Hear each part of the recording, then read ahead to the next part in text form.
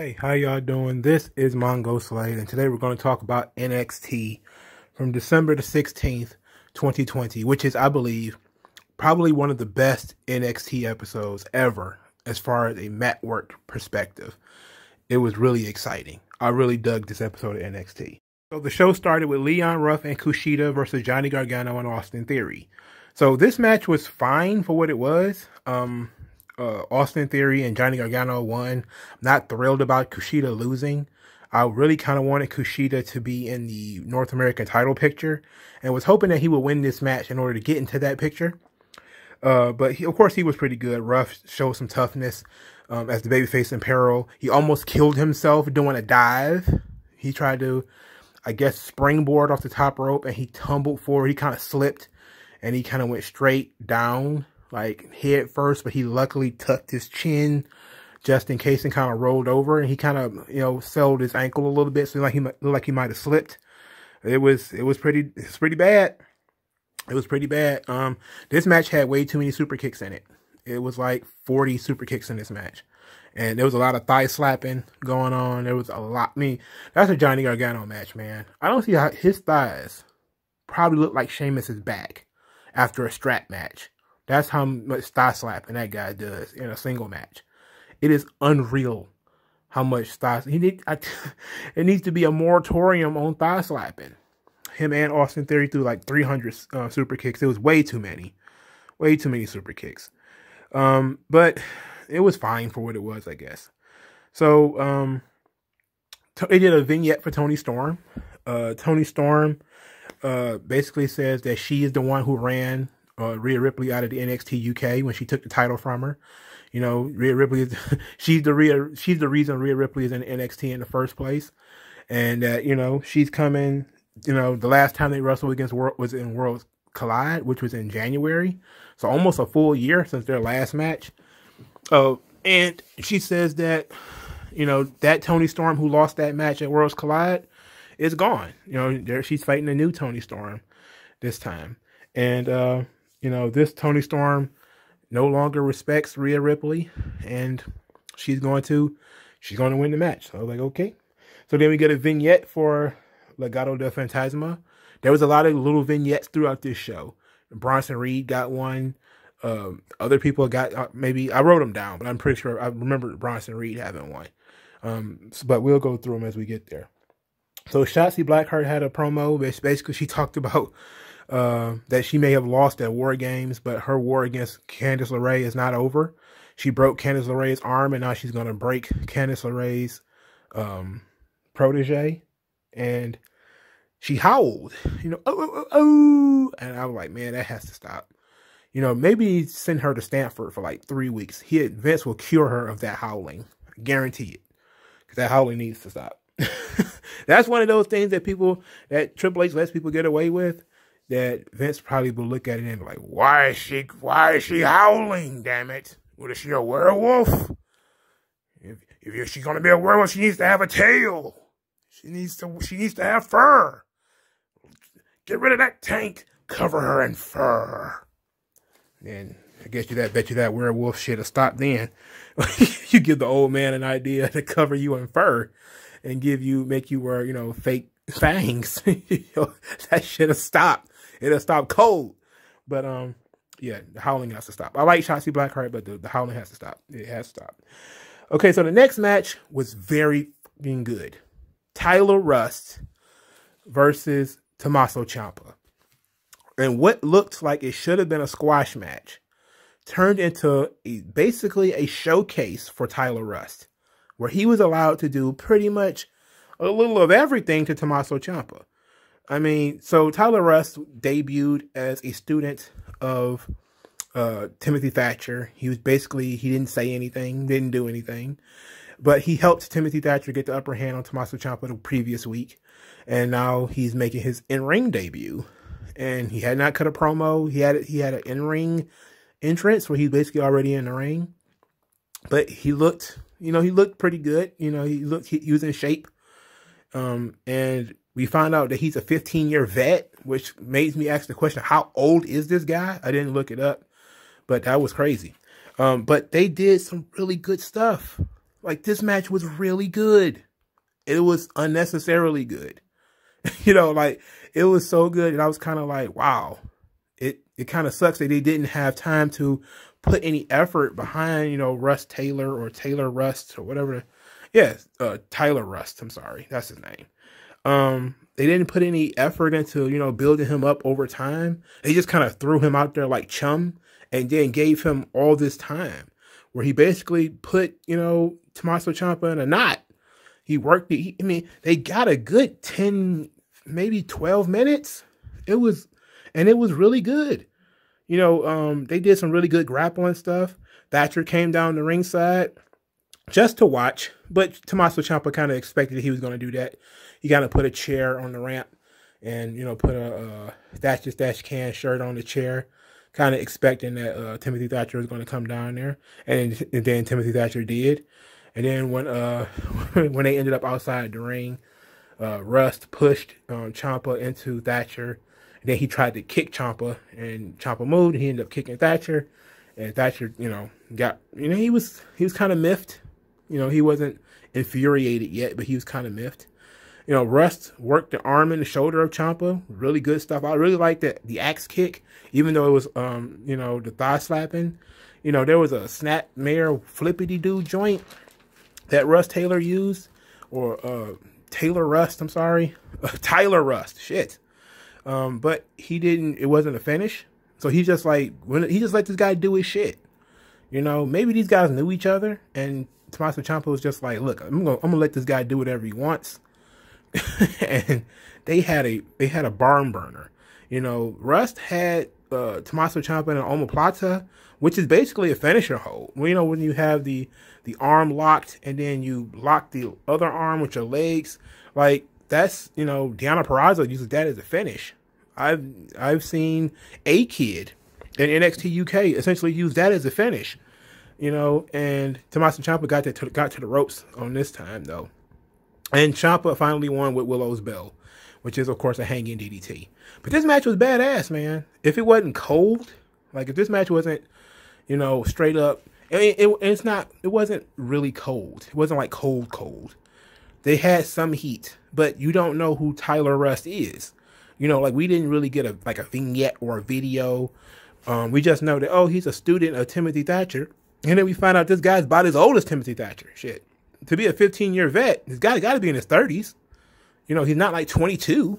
You know, like, so, you know, that was interesting. So after the match, after he lost, after the match was over, Timothy Thatcher really wanted to get him some Tommaso Ciampa, but he was being held back by a gang of referees.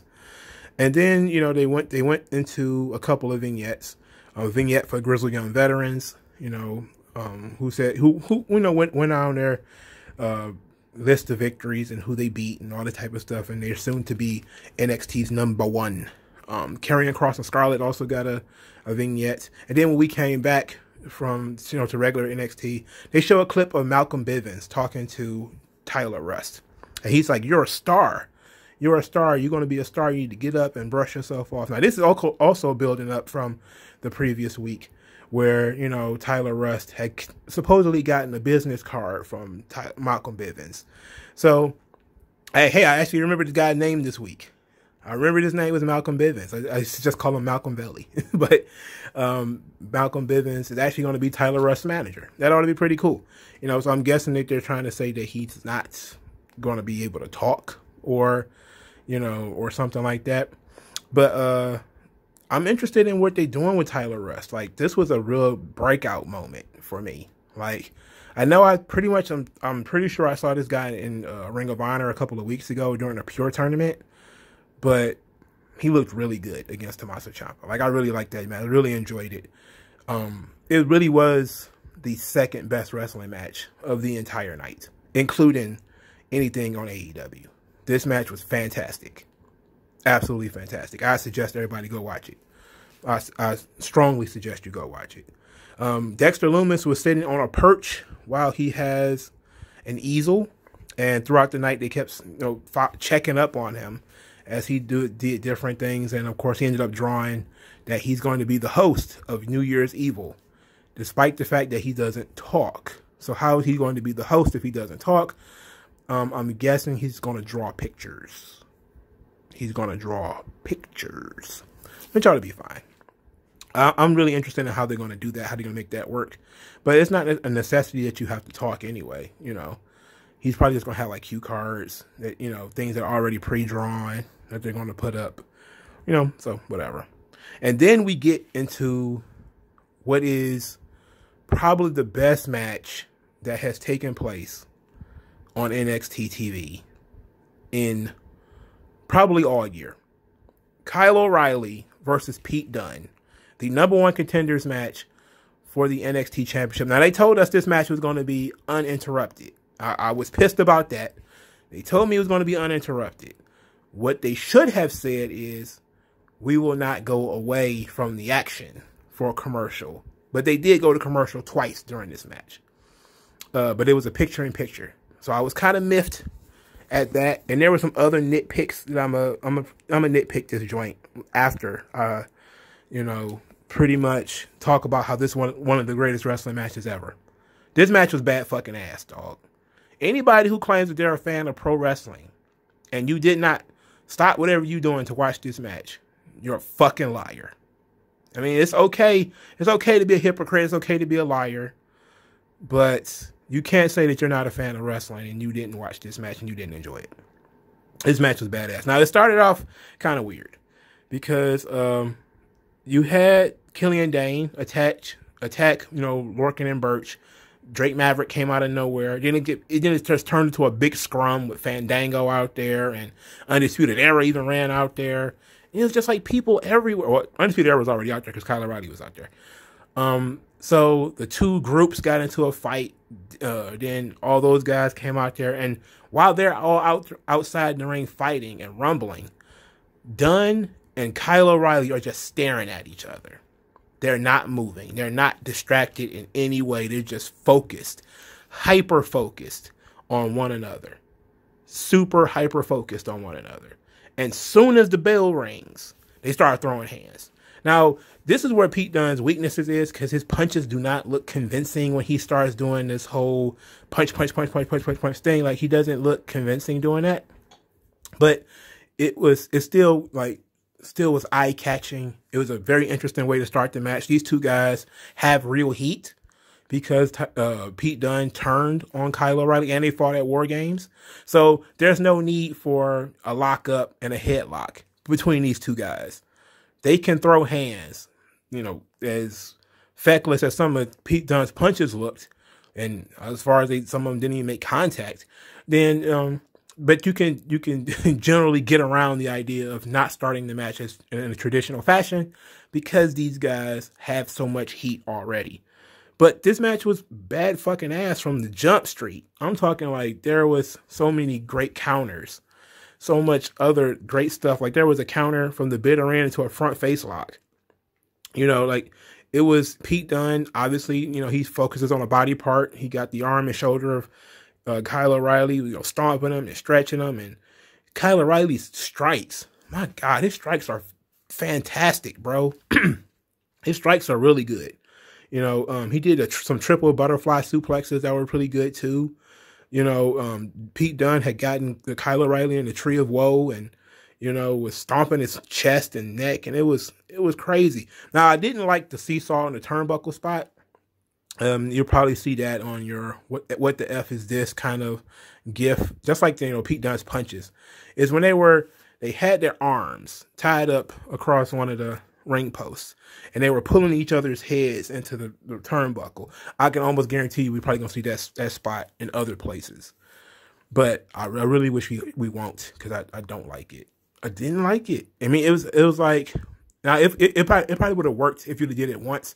Like they were kind of in a lockup, and then Kyle O'Reilly pulled Pete Dunne's head into the turnbuckle, and then his head, boom, hit the turnbuckle, and then Pete Dunne pulled, and Kyle O'Reilly's head hit the turnbuckle, and then they both fell. That would have been fine. But when you got one going back and the other one going forward, the other one going back, the other one going forward, you're like, hell nah. Didn't like that. But those were like my only gripes, is that Pete Dunne's punches didn't look that great, and that turnbuckle spot. I really wasn't feeling that turnbuckle spot. But everything else very fucking good. The submissions and everything, you know, the bitter end on the ring apron was countered into a suplex on the floor that even the camera couldn't catch that, you know, and it was absolutely fantastic, man. Kyle O'Reilly gets the pin with a flying knee drop on the back of the neck. Fantastic shit. 5 fucking stars. 5 fucking stars. This is, to me, it's up there with Dragunov and Walter. Now, probably not on the same level because Dragunov and Walter that also had a lot of heat behind it. But this match, other than the 2 spots that I mentioned, you know, which is Dunne's punches weren't that great, and the turnbuckle spot, this match was the tits. It was Toni Storm's thighs. That's how good it was. And you know how much I care about my cherry-lipped Pog goddess. So, the match was fantastic. Everybody needs to go see it. I don't care what else you was watching on a Wednesday night. You need to go see those 2 matches, Tommaso Ciampa versus Tyler Rust, and Kyle O'Reilly versus Pete Dunne. You need to go watch those matches. I will be watching both of them again. And I very, very rarely go back and watch shows twice. Very rarely. And only when a match is like really, really dope that I go back and watch it again.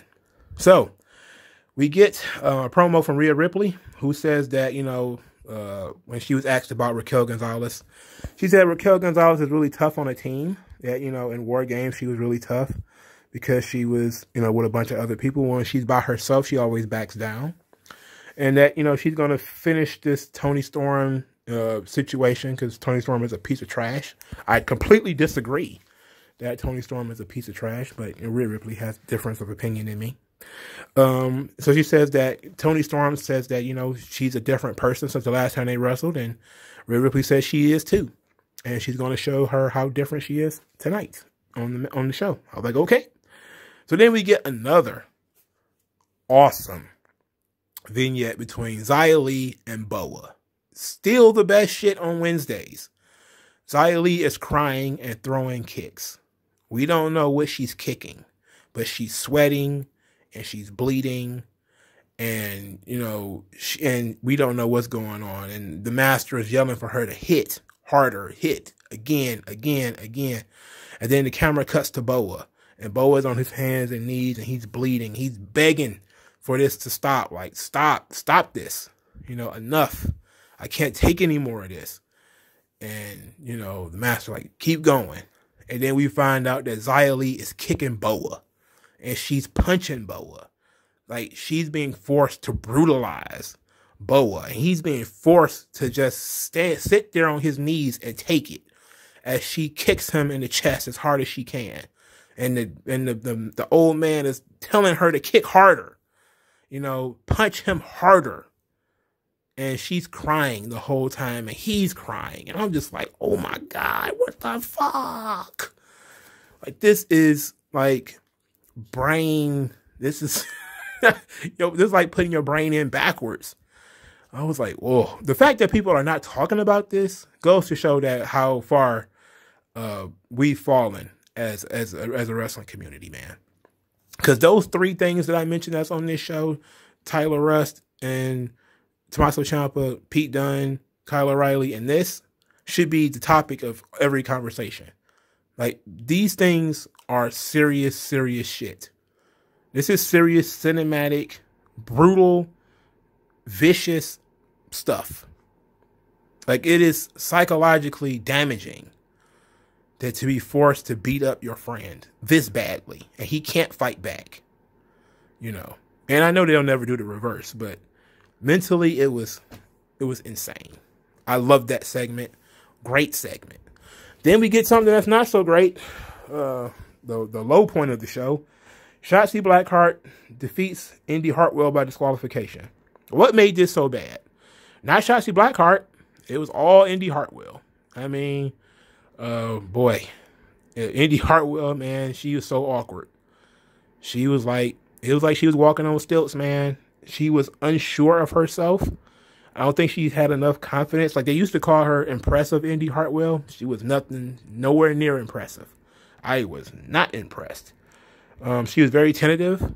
She botched a lot of spots, and Shotzi, while good, is not good enough to carry somebody who absolutely looks lost in a wrestling ring, which Indy Hartwell looked absolutely lost in the wrestling ring. She looks like somebody who probably should be in the PC a lot longer. I don't know how long she's been there already, but she needs to stay, and stay for a long, long time. So the match ended when Indy Hartwell bashed Shotzi Blackheart with that trophy that Johnny Gargano gave to Candice LeRae. So Indy Hartwell and Candice LeRae beat the hell out of Shotzi, and you already know, if you've been following my videos, you already know what my answer is. Where are the baby faces? Where was Ember Moon? Rhea Ripley? Anybody that was on Shotzi Blackheart's team at War Games, where were they? Nobody showed up to help. Nope. And look, again, I know Casey Catanzaro is there. I know Caden Carter is there. You have baby faces in the back somewhere. They could have come out and at least get knocked down. At least let the guys play defense and hold them back. Something. You just let the woman get beat up. You just let Shotzi Blackheart get pounded into the mat. I don't understand it. I don't understand what NXT has, or WWE in general has, against basic storytelling that the heroes do not let bad shit happen. They don't just sit back and watch. Unless, they're told not to watch the show as it's going on, there is no reason for any heroic characters to sit back and watch somebody getting their ass beat. There's just no reason for it. It's a violation of virtue. It just doesn't make any sense. And yet, week after week after week, WWE does these segments where a vulnerable babyface is just getting his ass kicked, reamed in some cases. I mean, Sheamus was dangling upside down, getting beat with a chair, and nobody does anything. And I'm just thinking to myself, like, wow, it is what the man, like, the lunatics are running the asylum at this point. Like, no wonder, TV ratings and all this type of stuff is slipping. You're not building any fucking heroes. Where are your fucking heroes? That's the basic question. You can have baby faces, but you don't have any heroes. That's a problem. Being a hero is an action word. It's something you have to actually do. You have to do things. You can be a hero and still be thwarted. Like I said, you could send Caden Carter or Casey Catanzaro down there, and they get knocked down. Kicked down, knocked off the ring apron or something. At least they tried. It's better than people just saying, like, oh, Shotzi started getting our ass beat. Ain't got nothing to do with me, though, and walking away. Like, that's bullshit. That's bullshit. You're supposed to be building heroes here. And you're not. They're not doing it. That's the one thing that NXT could be doing that AEW is not going to do. Because AEW is not building any heroes either. So, that's such a big problem in wrestling. It's such a fucking huge problem. Simply, nobody knows how to build baby faces anymore. It's not about kissing and pandering and kissing ass. Kissing babies and kissing ass of, different people in vulnerable groups, quote unquote. It's about stopping these bad guys from doing bad guy shit. That's the whole point of being a hero. You see bad guys doing bad guy shit, you go in there and you stop them. Stop doing bad guy shit. Even if you get knocked down, at least you tried. But everybody's just letting bad guy shit happen. It's bullshit. And I don't give a fuck if it's Roman Reigns or Candice LeRae. There needs to be somebody, somewhere, with some fucking balls trying to stop bad guys from doing bad guy shit. There is no such thing as heel shine. It's called babyface shine for a reason. Heels run away. Babyface runs to the ring. Heels get the fuck out of there.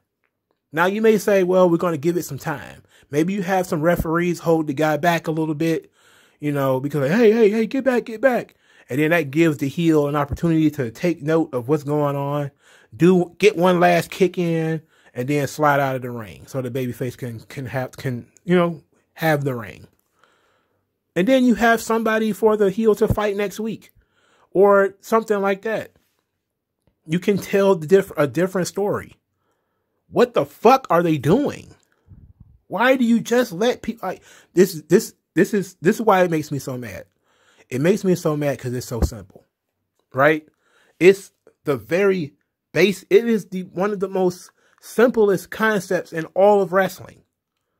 You can't watch any wrestling without seeing it until the modern world. Now you see all this stuff where people just let shit happen and nobody does anything. Nobody tries to help. Nobody does anything. I don't know when that shit started. I don't know when it started. But you need some fucking heroes around here. I'm tired of seeing like babyfaces just get flattened. Like, I know other people don't care, but I do, man.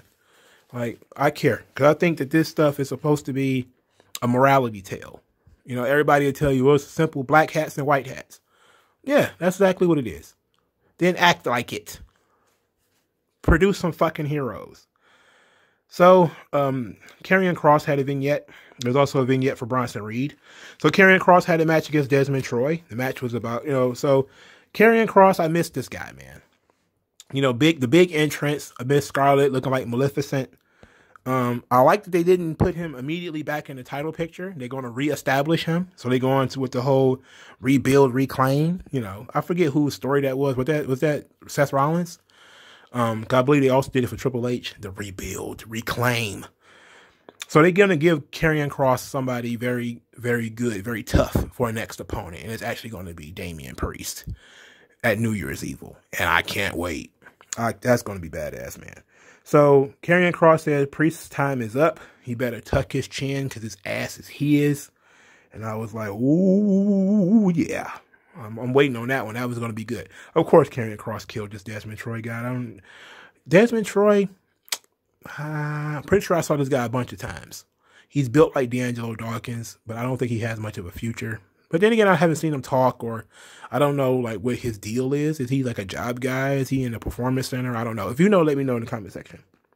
So we get a Swerve Scott promo, and which wouldn't have been a bad thing until I saw his fucking head. And you know what? I'm not a fan of the Fruit Loop hair stuff.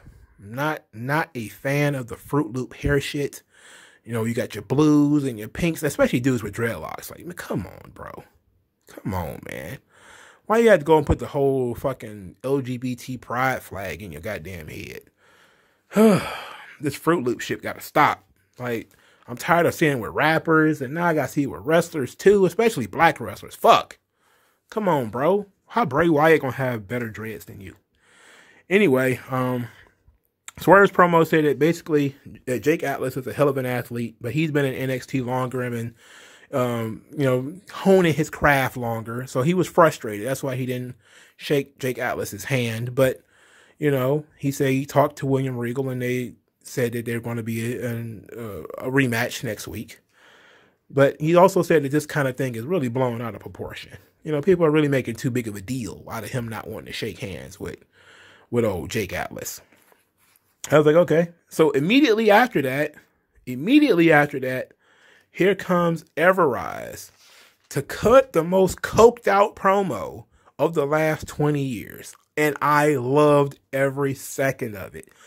Everrise is 100% terrible. 100% terrible. Minus the 5% that is promo. Whatever percentage you put on promo, that's what Everrise is good at. So if you like, Everrise is 60% trash, then adjacent to trash is trash still, but they promo skills are really good. I'm talking the way that they the way that they enunciate the energy. Oh my God, it is such a coked out 1984 promo. And the promo basically, I don't know which one of these guys was like, we went to corporate and we got our loss stricken from the record, so our 4-win streak remains. How about that? I don't know how you can talk to these guys and it's not funny. They are fucking hilarious, bro. Like the coked out promo, even though neither one of them are probably on coke. They're probably just mimicking, who they saw as kids. But the promo was fucking good. because the girl started saying, I don't know who the girl was. I don't know. She's one of those human mic stands. And she's like, well, I don't know if they can just strike that from the record because, I mean, you got beaten in the middle of the ring and everybody saw it. Yeah, and, you know, they were like, what? It's stricken from the record. And then, so then she says, it sounds like you guys want a rematch. And then the fat one was like, rematch? You want to take a swing? It's like, what? Oh, Everride's promo is fantastic. Oh, my God. They are terrible. I want to throw them both over the moon and into the ocean. But good God, man, they are fucking hilarious. They are funny as hell, bro. I hate them both with the heat of 1,000 suns, but they're fucking hilarious. You want to take a swing? You know, I was like, oh shit. I think Triple H likes these guys because now that they've kind of penetrated the TV, they're on here all the time. Man, we should be talking about Everrise and the way that they cut promos. There's a lot of stuff on NXT we should be talking about, bro. And Everrise cutting promos like Psychos is the best, some of the best promo work on either show on Wednesday nights, period. They're fantastic. So then you get a Finn Balor promo. His promo is already put together. And Finn Balor says, okay, you know, Kyle O'Reilly has proved himself, even broke his jaw, but he still lost. It's not going to be Finn versus Kyle O'Reilly 2. It's going to be Finn versus Kyle O'Reilly, the end. Guess what? I am full in the camp. Kyle O'Reilly should be the NXT champion. Kyle O'Reilly needs the belt. Give Kyle O'Reilly the belt. Period. Give him the belt. I love Finn Balor. I do. Give Kyle O'Reilly the belt. He needs the belt. There's no reason for Finn Balor to have it. Now, if you want to say, well, we want to have our Finn Balor Karrion Kross, no. Give Kyle O'Reilly the belt. We're worried about the rest of that shit later. Give Kyle O'Reilly the belt. Save Finn Balor versus Karrion Kross for WrestleMania weekend. Give Kyle O'Reilly the belt. And I'll say it one more time. Give Kyle O'Reilly the belt. The whole belt. Give him the belt. So, the main event, which is, if we're being honest, from the way that the main event was booked, it shouldn't have been the main event. Rhea Ripley versus our cherry-lipped goddess, Toni Storm. Well, our cherry-lipped paw goddess, excuse me. I don't want to disrespect her. So, Triple H has to have a lot of faith in Rhea Ripley because he lets Rhea Ripley main event the show. So even though she lost, I don't think this is as a negative for Rhea Ripley because they have been telling this long story with her and Raquel Gonzalez. Now, the match itself was pretty physical. They have had better matches. This was, of the 4 matches I believe they've had, this is probably the 4th best match that they've had. I believe that their NXT UK tournament was not the tournament match. I think it was they wrestled at the what was that women's tournament? The Mae Young Classic. I believe they wrestled there. But they've actually had better matches in NXT UK. I think both of their NXT UK matches were better than this. And they also had their Worlds Collide match, which was okay. It was all right. But this match, it was okay, but it didn't feel like a main event. It felt like it should have been in the middle of the show. But still, it wasn't too bad. It was kind of physical. So Raquel Gonzalez came out there and she snatched Rhea Ripley off of the ring apron, then lawn darted her into the ring post. Toni Storm was able to take advantage and defeat Rhea Ripley with the Storm Zero, which is the Tiger Driver. And that was it. So we're still building the Rhea Ripley, Raquel Gonzalez story. I don't know why this was the main event, but it was.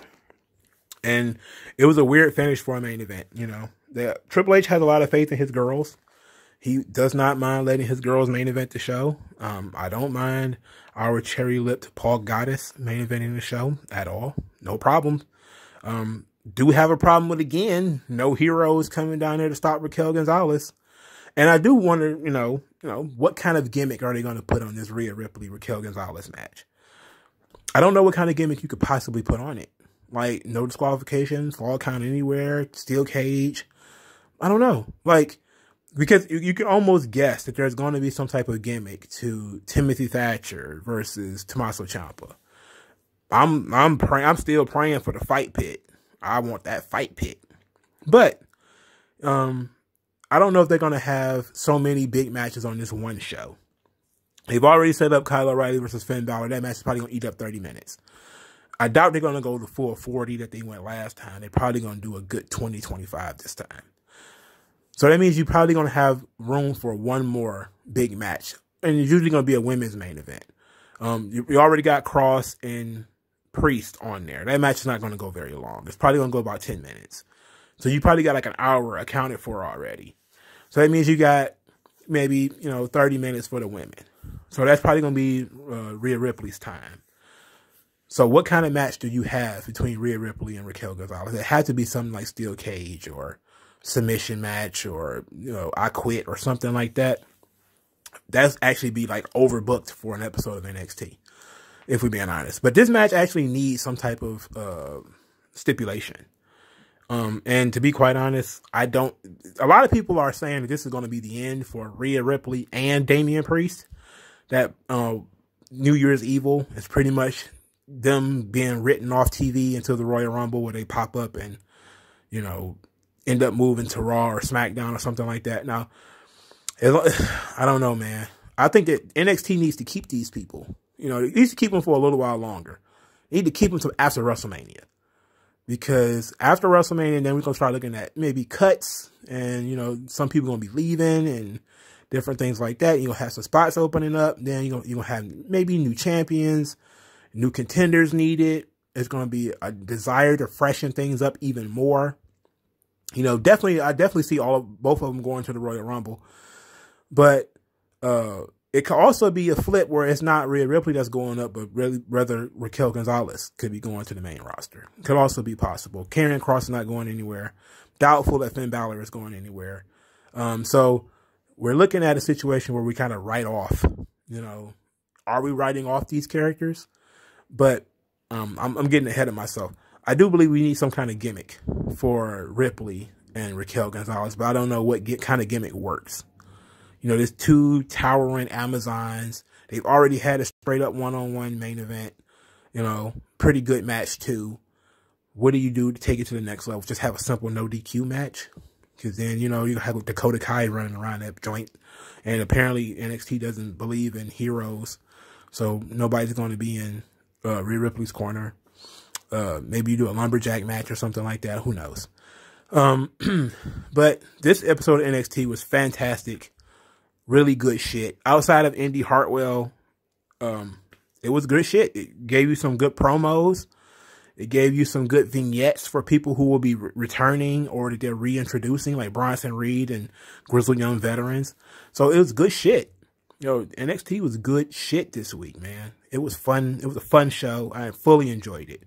If you like my wrestling analysis, and I'm pretty sure if you got this far into the video, you do, then feel free to send me $1 on Cash App. Also, hit that like button and that subscribe. Thank you guys for listening. Have a good day, and I'll talk to you guys later.